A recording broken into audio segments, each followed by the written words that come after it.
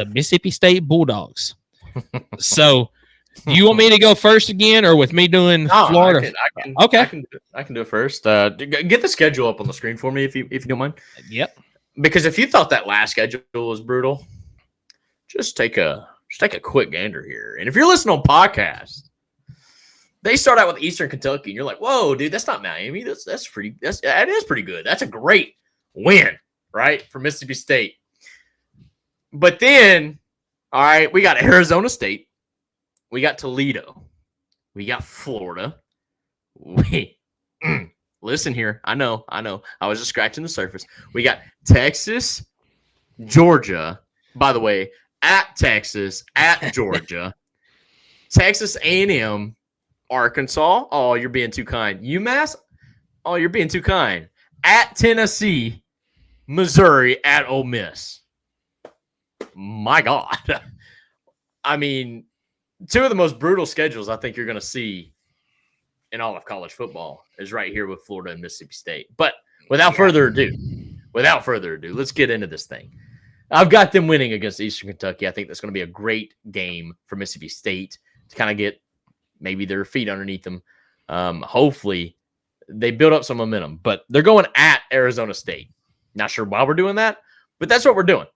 And I don't think that's going to be a good weekend for Mississippi State Bulldogs. I think they're going to drop one, Arizona State. Arizona State, solid football team. And if I'm not mistaken, is Arizona State not where Jade Daniels came from? I believe you might be right. Transferred from Arizona State, I believe, to LSU. Yeah. And I think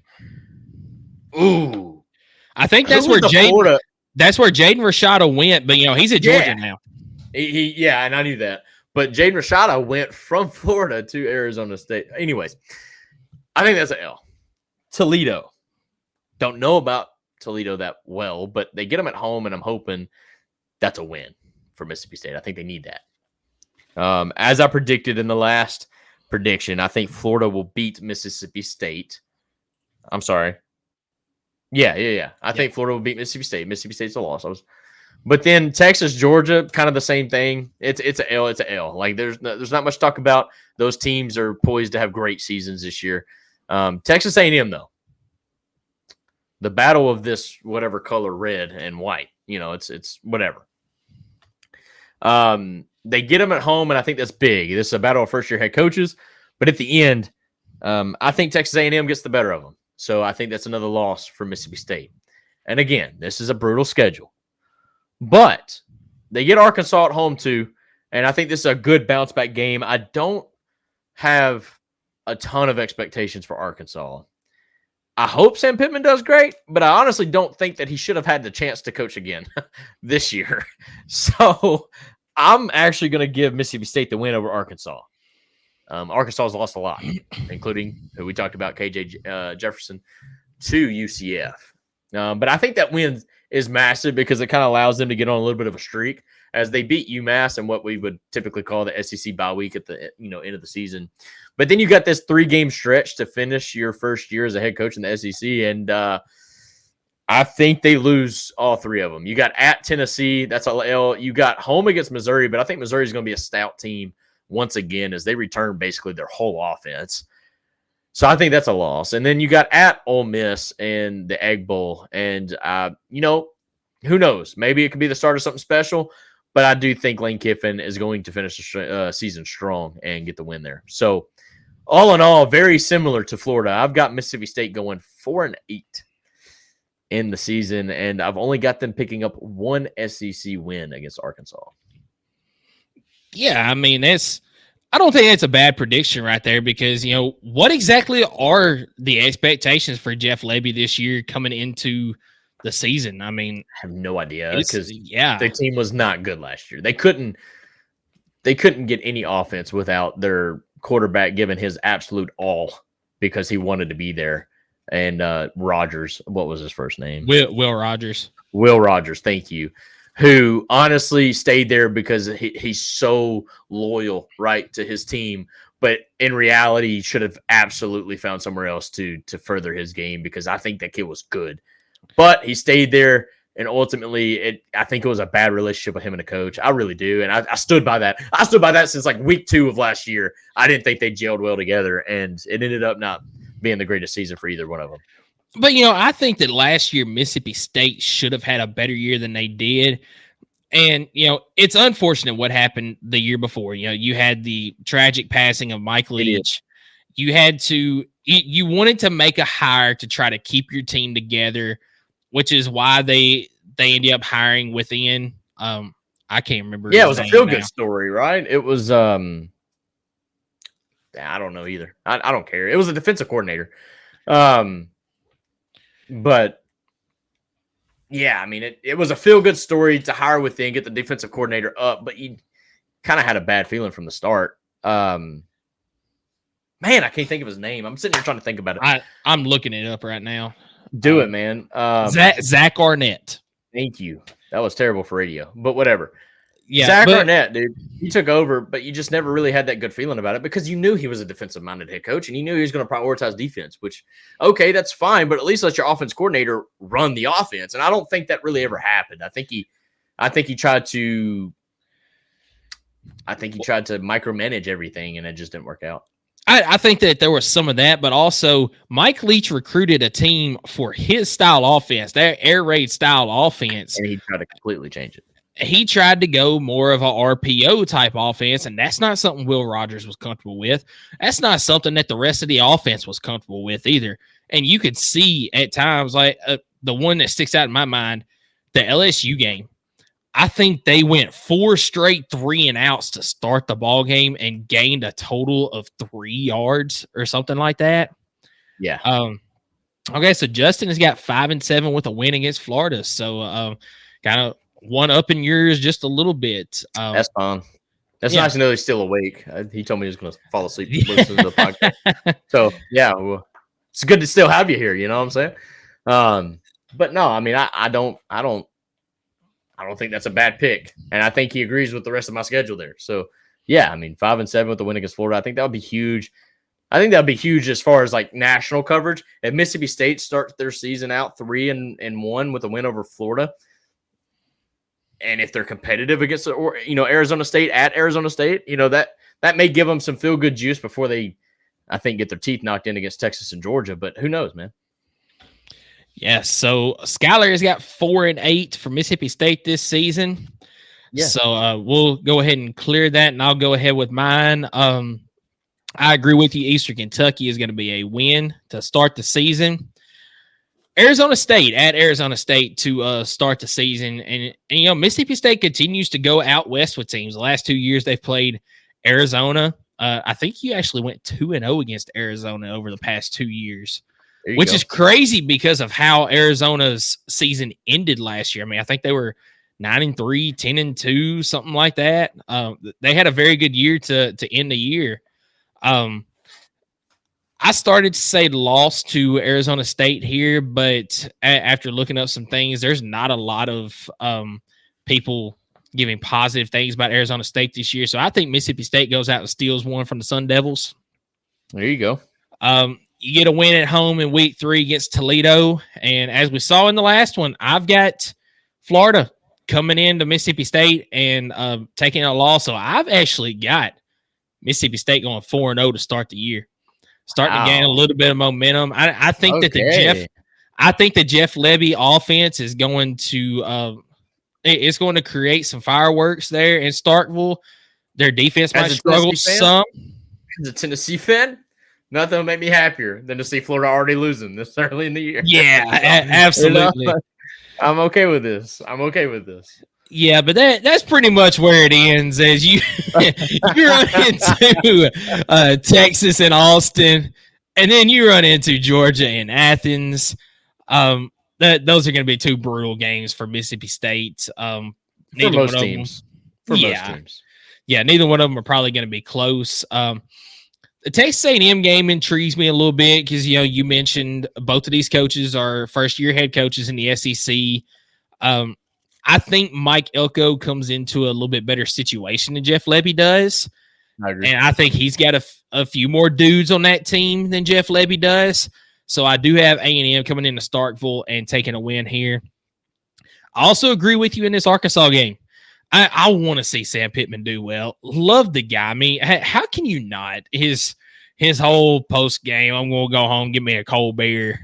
That whole personality there, but unfortunately, it's just not going to work out for Pittman. Is spoiler. I think he gets fired this year as well, but we'll get to that once we do Arkansas schedule. Mississippi State gets a win against Arkansas here. You get a game against UMass at home, in which you also get a win. So at this point, you're bowl eligible. You're 6-3 before you go into this 3-game stretch at the end. Might even be ranked. Dare I say they might even be ranked, okay? Possibly, or sitting right outside of it. Right. They'd be one of the higher unranked teams at 6-3, I think. Yeah, I agree. But, you go to Knoxville, and I think that Tennessee gets a convincing win in this game. So Mississippi State picks up their 4th loss. I also agree with you on Missouri. I think Missouri is also a playoff team this year. A lot of it because I think they're going to be that good this year, but also they have got a cupcake of a schedule, which we'll also get to later down the road. But Missouri comes into Starkville and gets a win. The Egg Bowl. Normally on Thanksgiving Day. And I'm actually kind of mad that they moved it from Thanksgiving Day because, obviously Thanksgiving is about family and all that. But at the end of the night, do you not look forward to sitting down and watching the Egg Bowl on TV? Eating deviled eggs? Come on. No, I'm joking. It's all good. Yeah. So I'm a little bit mad that they moved it to Saturday, but the Egg Bowl, it doesn't matter how good either one of these teams are during the season or how bad either one of the teams are in the season.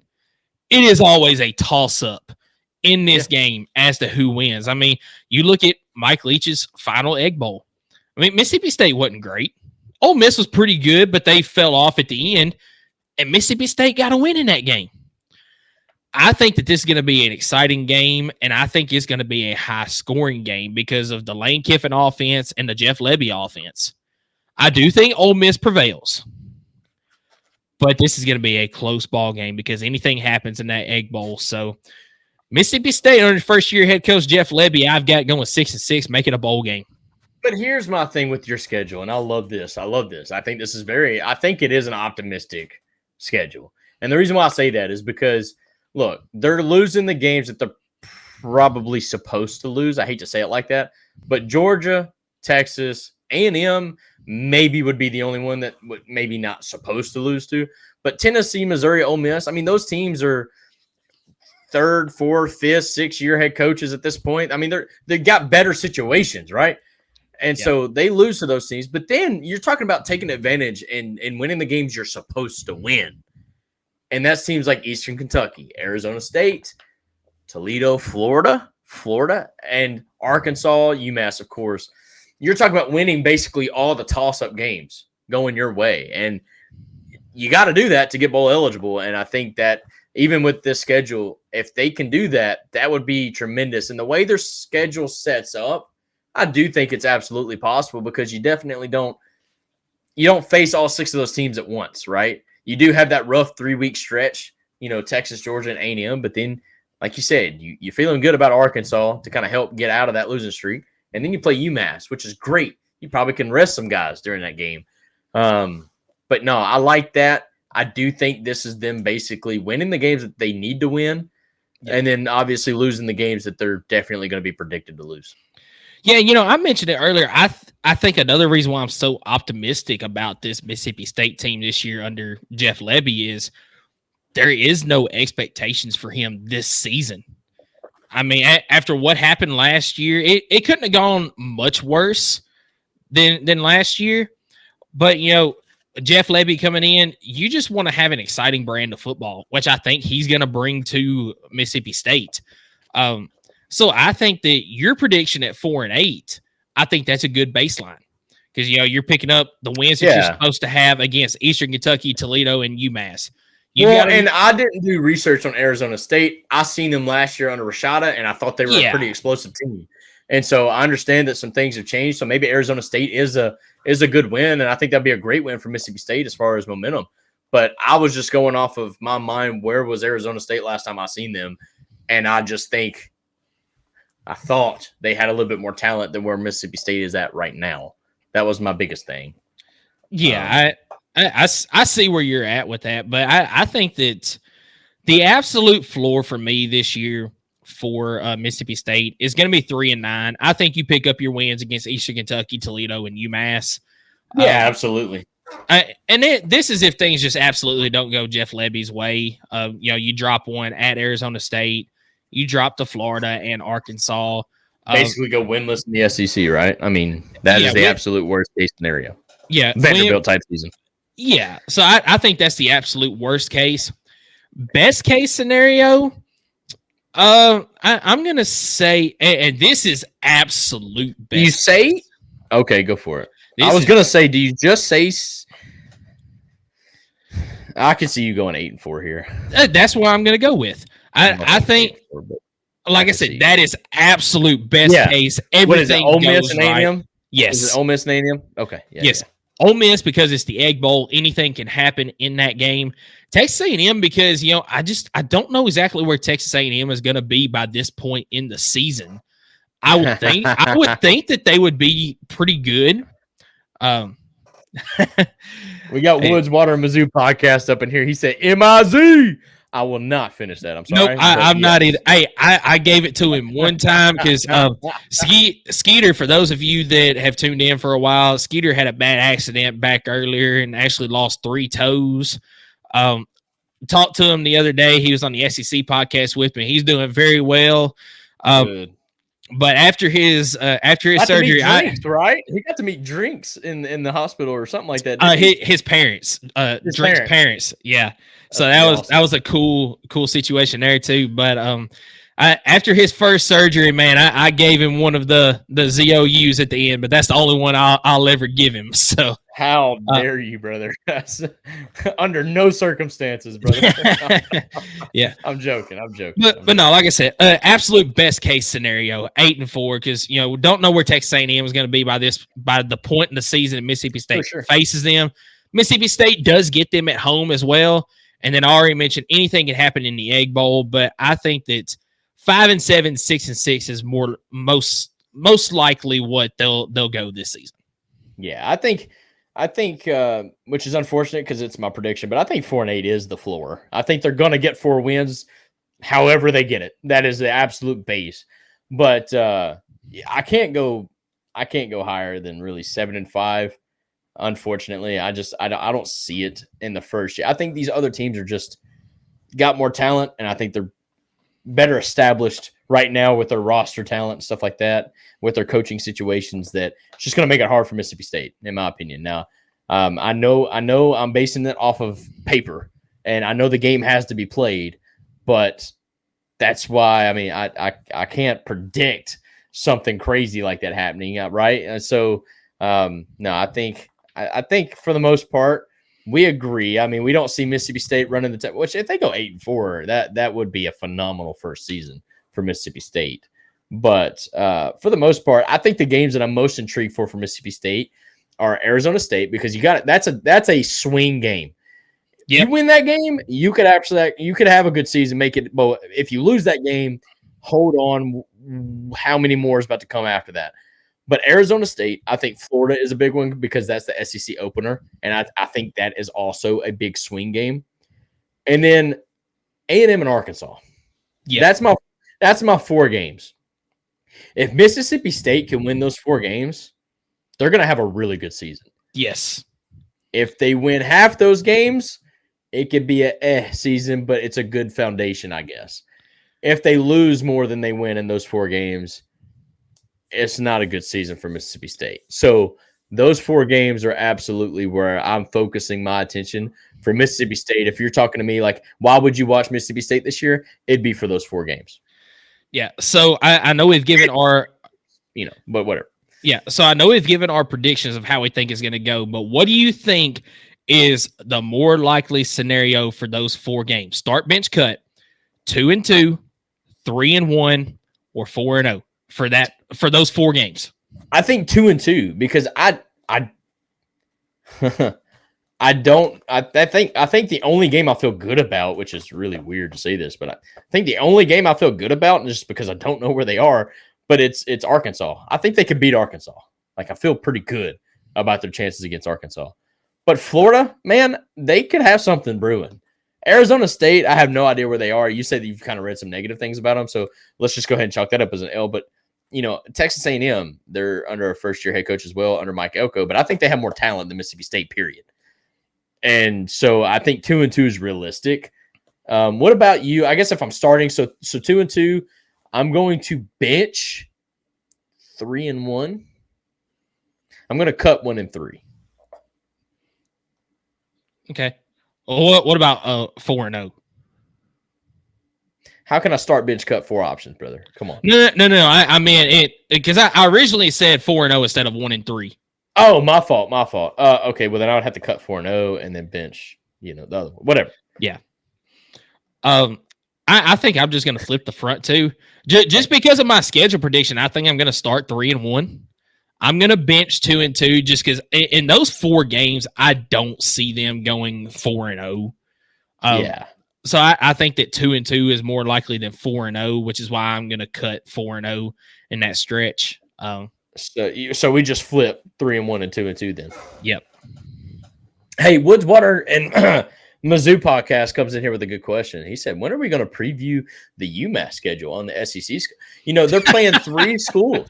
And that's funny that he brings that up because they could be playing 3 SEC. I don't know this for a fact, obviously. I'm just going off this comment. But that means that UMass is probably getting paid roughly $3 million to play those 3 games in total. But let's ask him about this one. Typically, you pay like $800,000, right, for a team to come in and beat the crap out of them. UMass is getting a payday. Like, they should honestly have a really good coaching staff and players and whatnot. No, but listen to this. Mizzou is going to UMass this year. Oh, that is crazy. No way. He even said it. He said they're hosting. Why are you going to UMass? What are we doing, Missouri? Hey, they had to throw in a wrinkle because they've got such a cupcake schedule. They're like, well, hold on. We'll go to UMass, all right? Like, we'll go there. No, that's crazy. That's just an excuse so that the Missouri can wear an alternate uniform. That's all that is. That's no. He did say that it was. I talked to him about that back earlier. He said it was moves that the previous athletic department made that was very questionable. So yeah, that's where that comes in. But all right. So UMass prediction coming to you live next week. All right. Yeah, I forget who the third one is now, but yeah, Missouri plays UMass, Mississippi State, and then probably Auburn or something. It's either Auburn or no, it's not Vanderbilt. We did them last week. I have no idea. I think it might. I think it honestly might be Auburn. I can't remember off the top of my head, but for Mississippi State, Skylar has 4-8, and I have 6-6 for this season. Mississippi State.